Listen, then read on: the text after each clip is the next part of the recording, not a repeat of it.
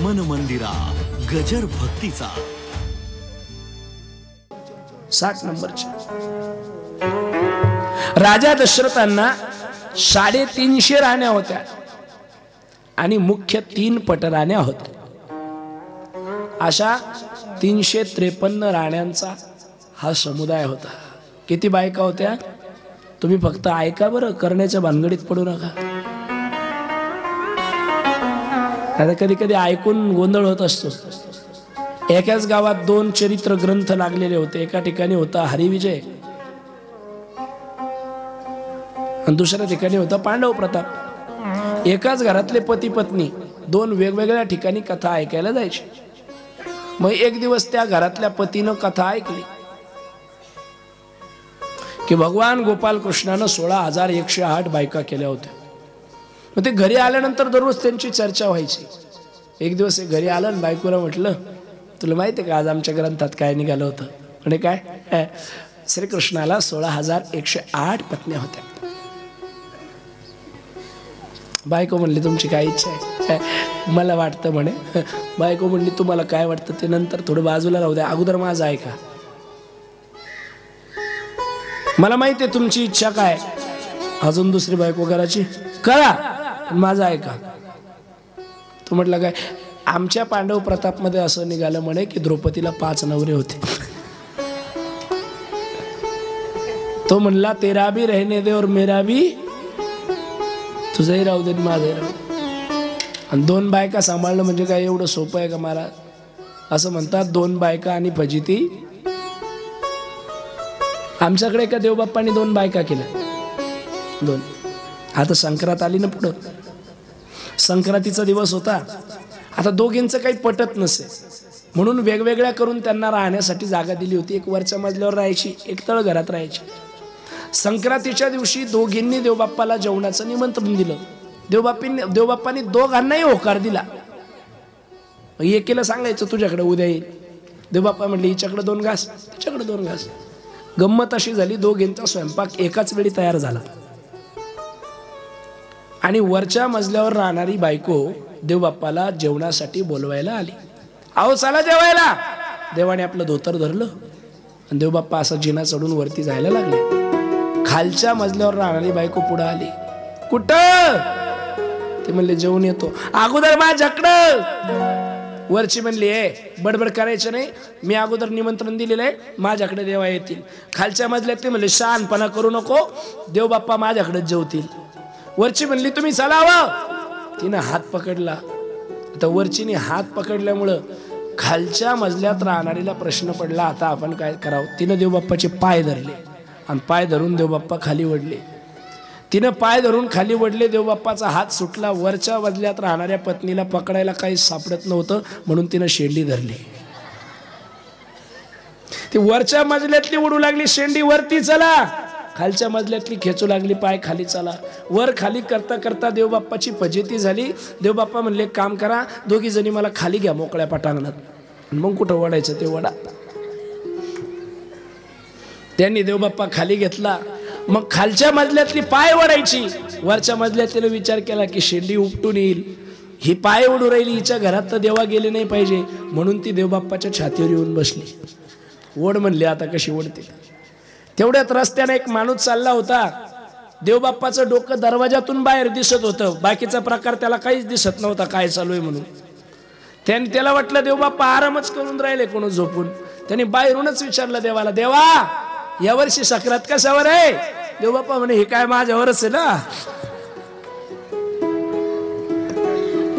एका पुरुषा 2 नारी आणि तो कोवर आहे म्हणतात पाप अवशे त्याच्या घरी। त्याच्यामुळे एका माणसाने 2 बायका करायचा विचार सुद्धा करायचा नाही। तसं तर करायचाच विचार करायचा नाही, हे महत्वाचं आहे।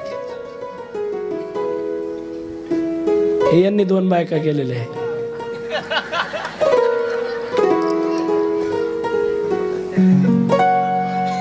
आणि म्हणून राजा दशरथाला 3 मुख्य पटराण्या होत्या। पहिली होती कौसल्या। ही कौशल देशाच्या भानुवंत नावाच्या राजाची कन्या होती। कन्यादान करत असताना भानुमंत नावाच्या राजाने 11,000 दास्या आणि 11,000 गावं आंधन दिली होती. दुसरी कैकई धार्मिकतेने परिपूर्ण असलेल्या कैकई देशाच्या अश्वपती नावाच्या राजाची कन्या होती. तिला शांता नावाची मुलगी झाल्याचा दाखला येतो. तिसरी पत्नी सुमित्रा उर्फ शुचिस्मता ही मगध देशाच्या राजाची कन्या होती आणि ती स्वयंवरातून वरून आणल्याची कथा येते. अशा या तीनही पट्टराण्या, एवढं मोठं वैभव, खंत फक्त एकाच गोष्टीची होती, पुत्रप्राप्ती नव्हती, निसंतान होते राजा दशरथजी. घर किती मोठं असू द्या, सांपत्तिक बळाने तुम्ही किती परिपूर्ण असू द्या, पण तुमच्या पोटी संतान नसू द्या, घर स्मशानासारखं वाटतं. घरात पोरं पाहिजे, कशाला? धिंगाणं घालायला. त्याच्याशिवाय घराला शोभा नाही. राजा दशरथजी उद्विग्न झाले, प्रपंचामध्ये मन लागना. राजा दशरथजी कायम चिंताक्रांत असायचे. एक दिवस प्रपंचात मन लागत नव्हतं म्हणून महाराज दशरथ मृगया करण्यासाठी जंगलामध्ये गेले. मृगया म्हणजे शिकार करण्यासाठी. राजा दशरथजी जंगलात जाऊन शिकार शोधू लागला. पूर्ण दिवस निघून गेला होता. राजा दशरथजीच्या पदरात शिकार पडली नव्हती म्हणून राजा दशरथजी पुन्हा चिंतित झाले होते. हळूहळू सूर्य अस्तमानाला चालला होता. रजनी आपला वेग वाढवत होती, अर्थात फुपावत होती. रात्र होत चालली होती. राजा दशरथजी चिंतित झाले. मृगया करायला आलो, मृगया सुद्धा आपल्याकडून होत नाहीये, सावज आपल्याला सापडत नाहीये. म्हणून राजा दशरथाने विचार केला, आता एकच पर्याय, रात्रीच्या वेळी एखाद्या जलसाठ्याच्या जवळ आपण जाऊन बसावं. रात्री अपरात्री जलसाठ्याजवळ पाणी पिण्यासाठी, पाणी भक्षण म्हणजे पाणी प्राशन करण्यासाठी एखादं स्वापात किंवा द्विपात चतुष्पात जनावर येईल आणि त्याची शिकार आपल्याला करता येईल. म्हणून महाराज दशरथ एका सरोवराच्या काठावर स्थिर झाले होते. ज्या जंगलामध्ये महाराज दशरथ शिकारीच्या शोधात होते त्याच जंगलामध्ये आपल्या आई वडिलाला काशी यात्रेला घेऊन जाण्यासाठी मातृपितृ भक्त वाटचाल करत होता. आंधळे मायबाप आहे, दोघांना खांद्यावर घेण्यासाठी कायडीचा आधार घेतलेला आहे आणि श्रावण वाटचाल करतोय. श्रावणाचा प्रवास हा बहुतेक रात्री जास्त व्हायचा. कराड महाराज कुठे आहेत? कराड महाराजांची भेट घालून द्या आमच्या नानाला. आहे का? नाही? राम जन्मासाठी बाळ कुठे आहे? त्यांना दाखवा. ऐका बरं, गोड कथा आहे, ऐका. माझ्याकडे पाहतो मी. बी कॉन्सन्ट्रेशन, एकाग्रता. रात्रीचा प्रवास श्रावण करायचा का? दिवसा प्रवास करायला काठीन्य यायचं, ऊन तापायचं, चालताना त्रास व्हायचा. त्या रात्री त्याच जंगलातून श्रावण बाळ प्रवास करत होते. हळूहळू हळूहळू रात्रीचा प्रहर वाढत चालला होता. आता मध्यरात्र झाली होती. आंधळ्या मायबापाला चिंता पडली होती की आमचा लेक, आमचं लेकरू रात्रंदिवस आमच्यासाठी ओझं खांद्यावर घेऊन वाटचाल करतं. श्रावणाला जर म्हटलं श्रावणा थांबून घे बाळा, श्रावण थांबणार नाही. म्हणून आंधळ्या मायबापाने पाणी पिण्याचं निमित्त केलं. त्यांच्या डोक्यात पुसटशी कल्पनाही नव्हती की हे पाणी पिण्याचं निमित्त श्रावणाच्या जिव्हारी लागेल म्हणून. श्रावणाच्या आई वडिलाचं नाव होतं शांतवन आणि ज्ञानवती. बऱ्याच जणांना प्रश्न असतो हा. आम्हाला बरेच जण विचारतात श्रावणाच्या आई वडिलाचं नाव सांगा. श्रावणाच्या आईचं नाव होतं ज्ञानवती, श्रावणाच्या वडिलाचं नाव होतं शांतवन. आईने सांगितलं बाळा मला पाणी प्यायचं रे. श्रावण थांबला, कायड खाली ठेवली, हातामध्ये भोपळ्याची झारी घेतली आणि पाण्याच्या शोधात मध्यरात्रीला श्रावण जायला निघाला.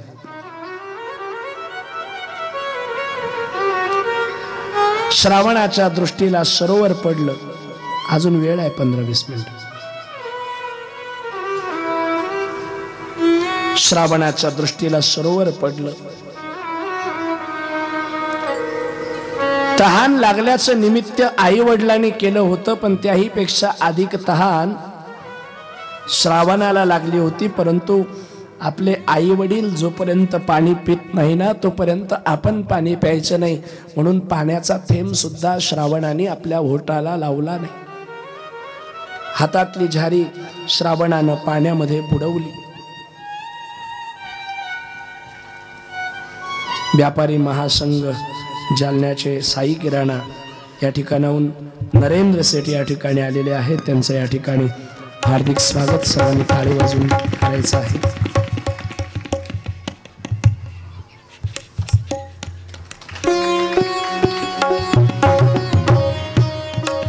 खंडारीवर सगळ्यांचंच विशेष प्रेम आहे, म्हणजे राजकीय क्षेत्रापासून तर व्यापारिक क्षेत्रापर्यंत.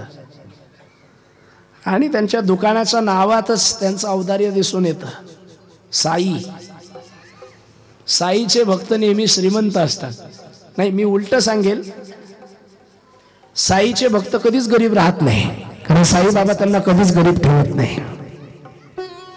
आइए, साई किराना वाले आए हैं, तो एक भजन साई के नाम का बनता है, कुछ क्षण के लिए बैठ जाइए. दिल में तो साई नाम की, दिल में तो साई नाम की जरा ज्योति जला दे.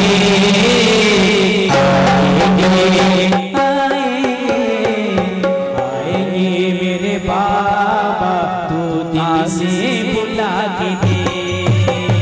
आएंगे मेरे बाबा, तू दिल से बुला के दे.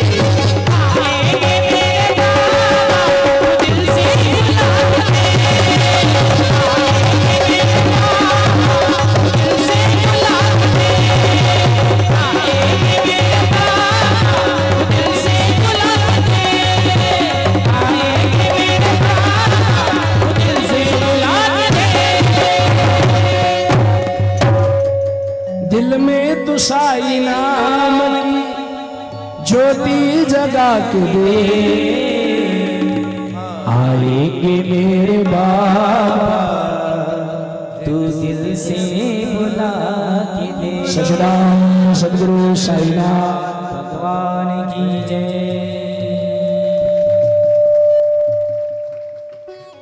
बहुत बहुत साधुवाद आपके पधारने के लिए।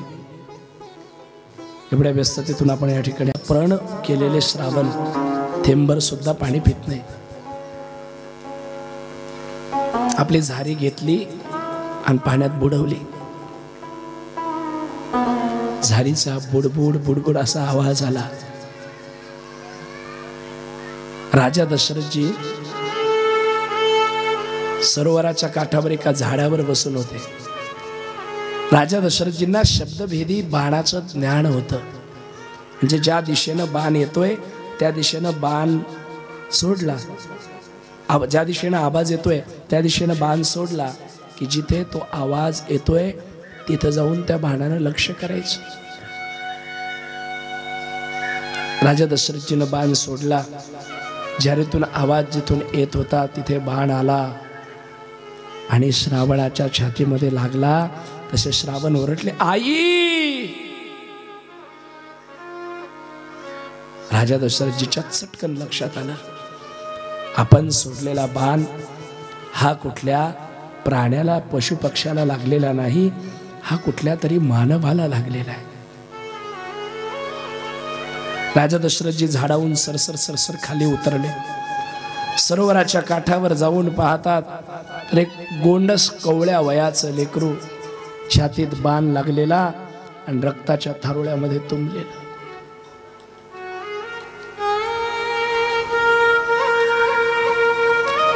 रक्ताचं थारोळ तुंबलेलं, त्याच्यामध्ये श्रावण बाळ पडलेले, आजूबाजूचं पाणी त्या ठिकाणी रक्ताने लालबुंद झालेलं। राजा दशरथांनी बघितलं, बाळा कोण आहेस तू? श्रवणाने सांगितलं, मी कोण आहे हा विचार थोड्या वेळापुरता बाजूला ठेवा। पण महाराज, आता मी कोण आहे मला बोलण्यात चर्चा करण्यात वेळ घालण्यात मजा नाही। इथूनच जवळ माझे आंधळे मायबाप शांतवन आणि ज्ञानवतीजी पाण्याच्या प्रतीक्षेत आहेत, त्यांना तहान तृषा लागलेली आहे। एवढी झारी भरा आणि माझ्या मायबापाला पाणी पाजा महाराज, मी सुखानं मरतो, सुखानं मरतो।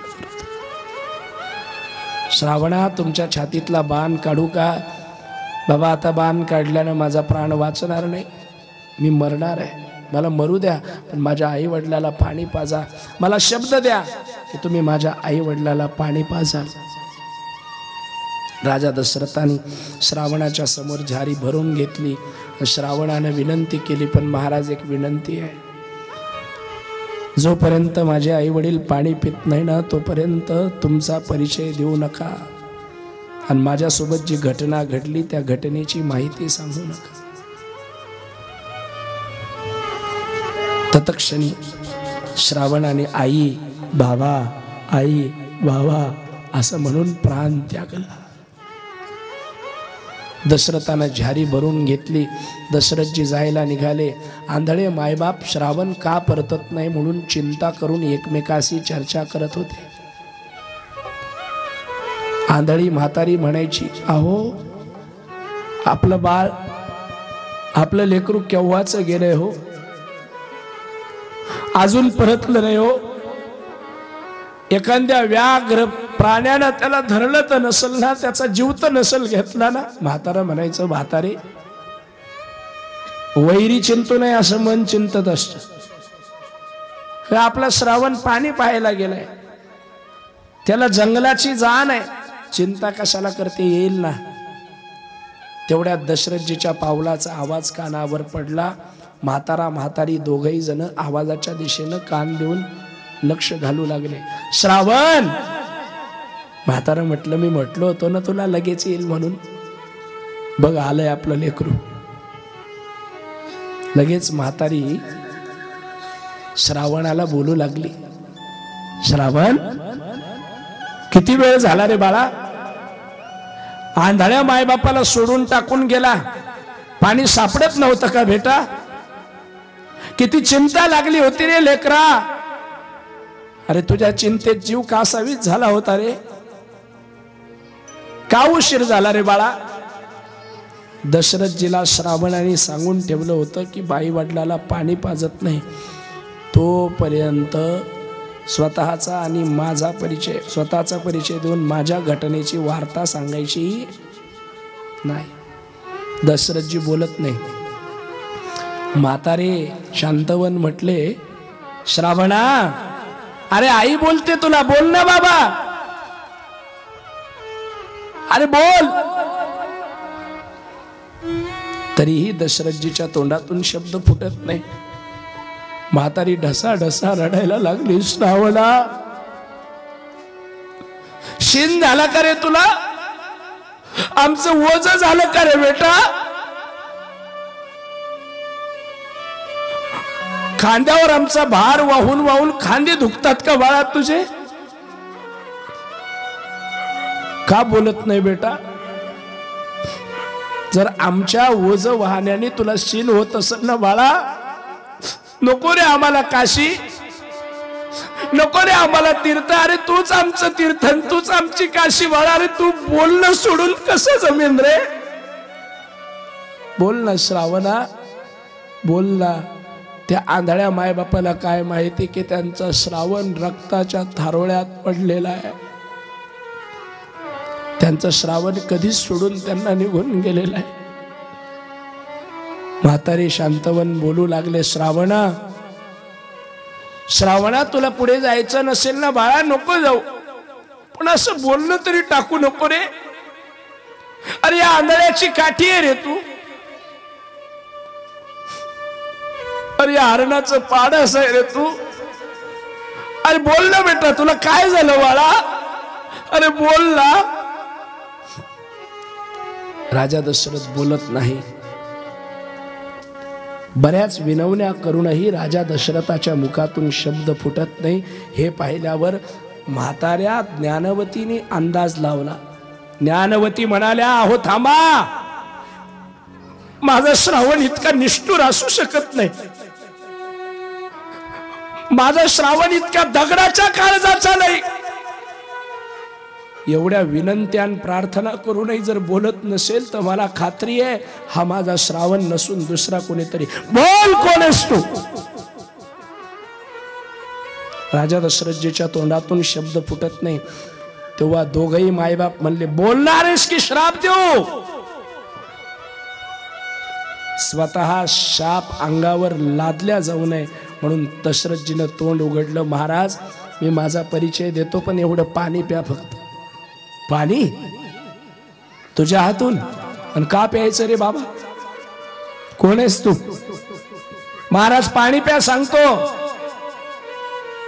अगोदर परिचय दे. आणि तू पाणी देणारा कोण, आमचं लेकरू कुठे. महाराज सांगतो, कोण आहेस पटकन सांग, आणि आमचं लेकरू कुठे. लवकर कळव, अन्यथा शापाचा भागीदार होशील. दशरथजीचा नाईलाज झाला. त्यांनी सांगितलं, महाराज मी अयोध्येचा नरेश राजा दशरथ, आणि आम्हाला पाणी घेऊन येण्याचं कारण आमचं बाळ. महाराज क्षमा असावी, पण सावध समजून चुकून माझ्याकडून तुमच्या लेकराला, माझ्या लेकराला काय झालं, चुकून तुमच्या लेकराला बाण लागला महाराज. राजा ज्ञानवती म्हणाल्या, अहो बघा ना, हा राजा काय म्हणतोय, आपल्या बाळाला बाण लागला म्हणतोय, आपल्या बाळाला बाण लागला म्हणतोय. राजा माझ्या श्रवणाचं काय झालं राजा. आई साहेब तुमचा श्रावण गतब्राह्मण झाला. श्रावण, ए श्रावण. म्हातारी धाय मोकलून रडू लागली. राजा तुझं काय कर्ज होतं रे आमच्यावर, तुझं काय बिघडवलं होतं रे माझ्या लेकरांनी. माझ्या लेकराचा काळ बनून कृतांतासारखा आलास बाबा, कृतांतासारखा आलास. पण राजा निरापराध लेकराला मारून आमच्या जीवनामध्ये अंधकार पसरवणाऱ्या, आम्ही पाणी पिण्याचं दूर, आता तर प्राण त्याग करणार आहे. पण लक्षात घे, तुझ्या या वाईट कृत्याचं फळ तुला भेटायला हवं, म्हणून आमचा श्राप आहे तुला. आमच्या जीवनातला आमचा आधार घालवला असं आम्हाला पाणी पाजू पाहतो राजा. आज आमच्या जवळ पाणी आहे, पिण्याची इच्छा आहे, पण आम्हाला प्यायचं नाही. अशीच वेळ तुझ्या जीवनात एक दिवस येईल. 4 पुत्र होतील राजा तुला, पण तू प्राण त्यागशील तेव्हा तोंडात पाणी टाकायला एकही तुझ्या जवळ शिल्लक राहणार नाही. एकही तुझ्या जवळ शिल्लक राहणार नाही. हा माझा श्राप आहे तुला. राजा दशरथाला श्राप दिला. शांतपणाने ज्ञानवतीजीने प्राणत्याग केला. राजा दशरथाने दोघांचा अंतिम संस्कार केला. 10वा महिना, तापात ताप. अगोदरच पुत्रप्राप्ती नव्हती म्हणून उद्विग्न झालेले राजा दशरथजी, माझ्या हातून एका ब्राह्मण पुत्राचा वध झाला म्हणून अजून उद्विग्न झाले. जीवच लागना, आता काय करावं. आणि म्हणून चिंताक्रांत झालेले दशरथजी एक दिवस ग्लानीनं भरलेले आपल्या गुरुच्या घरी गेले. गोस्वामीजीनं चौपाई लिहिली. एक बार भूपती मन मारू भये गलानी सुखना गुरु ग्रह गया तुरंत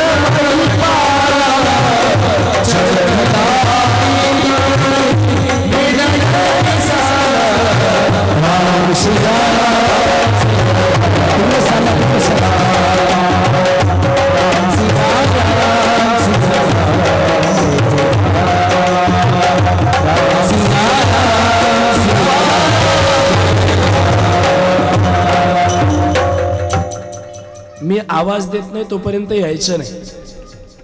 गुरुग्रह गय तुरत मही पाला. आपल्या गुरुच्या घरी गेले, गुरुचरणावर डोकं झुकवलं आणि सांगितलं, गुरुजी तुमच्या दरबारात आलेला मी छोटा सा सेवक है. गुरुजी मैं आपकी पूजा करने के लिए आया हूँ, मेरी पूजा स्वीकार कीजिए. नन्हा सा फूल हूँ मैं चरणों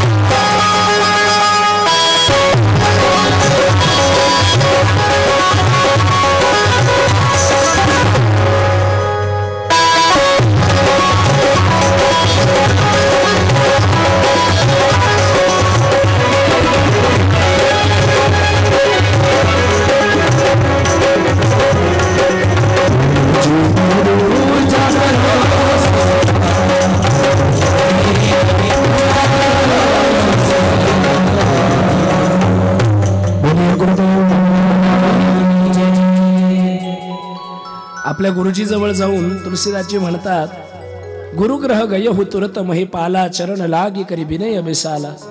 अपने गुरुजी के पास जाकर विनती की, प्रार्थना की, गुरुदेव आप तो भली भांति जानते हैं कि मुझे संतति नहीं है और मैं चिंता में रहता हूं, भगवान कुछ कृपा बरसा देना।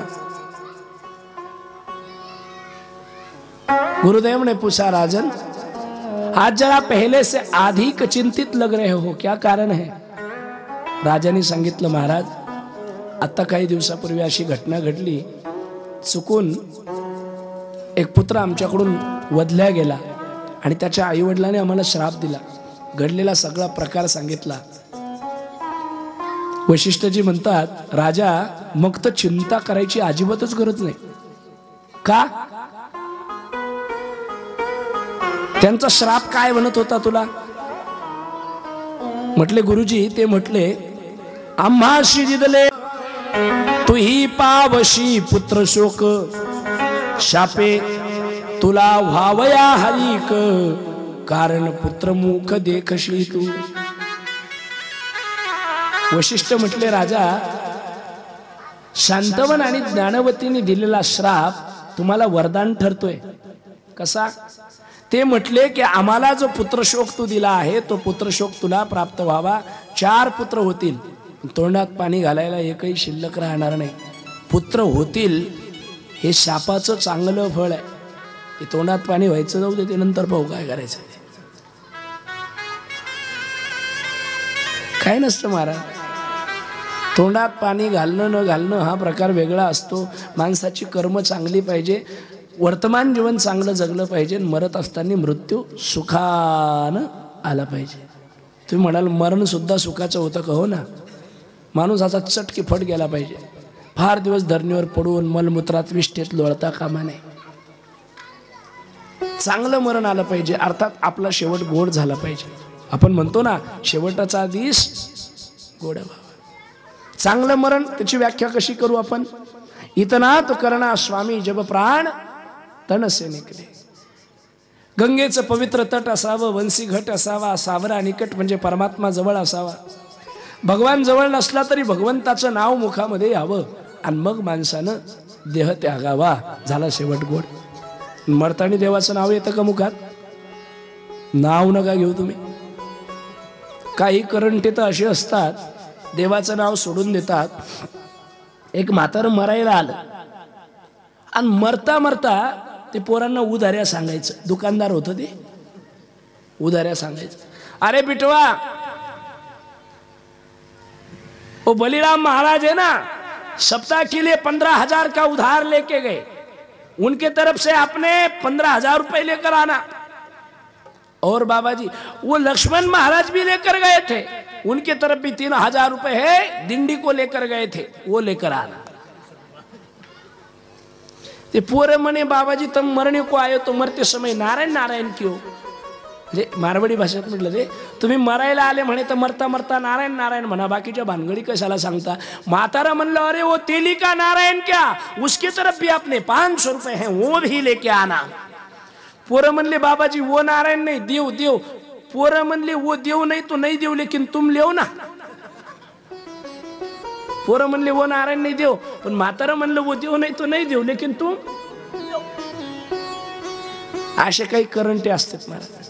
मरत असताना भगवंताचं नाव मुखात आलं पाहिजे, समजायचं शेवट गोड झाला। राजा तोंडात पाणी टाकायचं जाऊ दे, पण पुत्रसुख पदरात पडणारे शाप वरदान ठरला। बाबा पण कधी चिंता करू नको, आताच तयारी होईल। तुला पुत्रप्राप्ती होण्यासाठी आपल्याला पुत्रकामेष्टी नावाचा यज्ञ करावा लागेल, पण यज्ञ जावयाच्या हाताने करून घ्यावा लागेल। सगळ्या बसलेल्या सासवा जरा बारकाईनं ऐका, जावयाच्या हाताने केलेली पूजा विशेष फलदायी असते। म्हणून येणाऱ्या धोंड्याच्या महिन्यात प्रत्येक सासूबाईंनी आपापल्या जावयाला बोलून त्यांच्या हातून पूजा करून जावयाला 1-1 तोळ्याच्या अंगठ्या करायच्या। हे तुम्हाला का सांगतो मी? माझी सासूबाई मराठी हॉटस्पॉट चॅनलवर माझी कथा ऐकणार आहे, म्हणजे माझा संदेश त्यांच्यापर्यंत पोहोचावा म्हणून। जावई म्हणजे देव्हाऱ्यातला देव आहे, जावायला एका हाताने दिलं तर देव 10 हाताने परत करत असतो. पण लोखंडे बाबा आपण असं म्हणतो, ह्या आपल्या पुढचा विचार करतात. आता एखाद्या वेळेस धोंड्याचा महिना जवळ आल्यावर ह्या अफवा बी पसरू शकत्या, बाई यावर्षी नवं लिहू नये, कोणाला देऊ नये, म्हणजे खर्च वाचेल. आणि यांनी पसरवलेल्या अफवा ज्या आहेत त्या जरा लवकर पांगतात. आणि ज्या वर्षी यांना असं वाटलं की आता वातावरण चांगलं आहे, आपला भाऊ पगळू शकतो, त्या वर्षी ह्या नवीन नियम काढतात, भावाच्या घरी जाऊन बांगड्या भरून यावं. तसं भावाच्या घरी जाऊन घेऊन आलेलं मुळातच महाराज भावाचं कमी ना आमच्याकडचंच जास्त असतं. इकडच्याच कापसातले 2-2 किलो 3-3 किलो कापूस दाबून, तुरीतल्या किलो 2-2 किलो 3-3 किलो तुरीत चोरून तुम्ही पैसे जमा करून ठेवले असते. आणि अशी दिवाळी आली की भावाला फोन करतात, दादा न्यायला येतो का? भाऊ म्हणला, अक्के यावर्षी चक पाण्यान सडेले, काही इकडे येऊ नको. ते म्हण तू गपचिप बसतो, फक्त नाव कर, नाही तू न्यायला ते. इकडून जमून ठेवलेलं सगळं गाठोडं तिकडं घेऊन गेली आणि भावाचं नाव करून 30,000ची यगदानी इकडच्याच पैशाची करून आली तर आली, वर टाकली. अशी गावात मिरायला लागली. ते एक बाई म्हणे, जीजी यगदानी कवा केली? ते म्हण, बाई माझ्या भावाने केली. मी म्हणलं, चोट्टे इकडचं चोरून घेऊन सगळं तिकडं नेलं, तिकडून यगदानी करून आली. लक्षात, जावयाच्या हाताने यज्ञ करावा म्हणून राजा दशरथाला शांता नावाची एक कन्या होती. मला माहिती नाही तुम्ही हे ऐकलं की नाही ऐकलं. कैकेयीला शांता नावाची एक मुलगी झाली होती आणि त्या शांता नावाच्या कन्येचा विवाह विभांडक ऋषीचे पुत्र शृंगी नावाच्या ऋषी सोबत लावून देण्यात आला. आणि राजा दशरथाने आपल्या जावई आणि मुलीच्या हातून यज्ञ करून घेतला. यज्ञ चालू झाला. पुत्र काम यज्ञ करावा, यज्ञ चालू झाला. आहुत्या दिल्या जाऊ लागल्या. ओम सोमाय नमः, सोमम आवाहयामि स्थापयामि स्वाहा. ओम भौमाय नमः, भौमम आवाहयामि स्थापयामि स्वाहा. ओम बुधाय नमः, बुधम आवाहयामि स्थापयामि स्वाहा. ओम बृहस्पते नमः, बृहस्पते आवाहयामि स्थापयामि स्वाहा. ओम शुक्राय नमः, शुक्रम आवाहयामि स्थापयामि स्वाहा. ओम शनीश्वराय नमः, शनीश्वरम आवाहयामि स्थापयामि स्वाहा. ओम राहवे नमः, राहवे आवाहयामि स्थापयामि स्वाहा. ओम केतवे नमः, केतवे आवाहयामि स्थापयामि स्वाहा. ओम पूर्णमदं पूर्णमिदं पूर्णात् पूर्णमुदच्यते पूर्णस्य पूर्णमादाय पूर्णमेवावशिष्यते. हरि ओम शांतिः शांतिः शांतिः.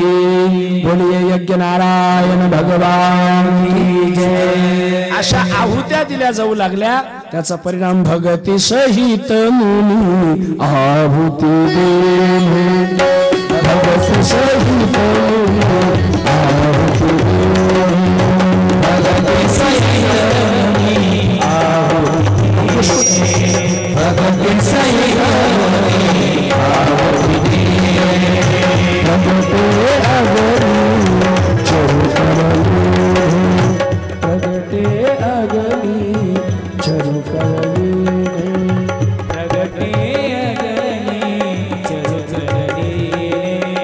भगते अगनी चरु करली. भगती सहित मुनि आहुति दिली.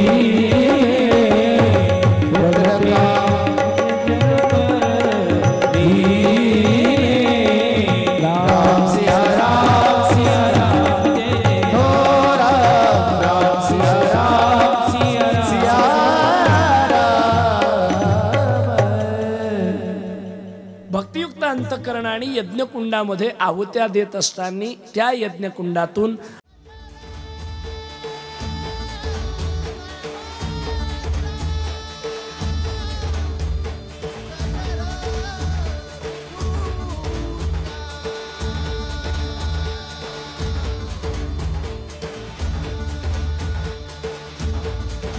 मन मंदिरा गजर भक्तीचा